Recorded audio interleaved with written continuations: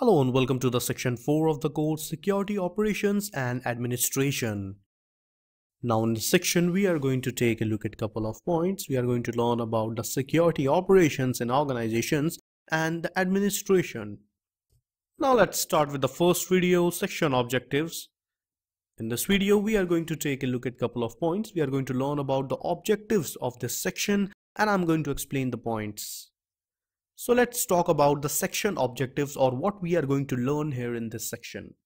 So first of all, we are going to learn about asset management, that how you can manage your assets, your technologies inside your network. We'll learn about change management, how you are going to change your systems inside your network, how you can manage it. Configuration management, how you can check or monitor the configuration of your systems. We will also learn about impact management, that how attack can impact your organization. Security training, that why security training is useful for your organization. Physical security operation, that how you can secure your systems inside your network. And acceptable use policy, that what policies you should follow inside your organization.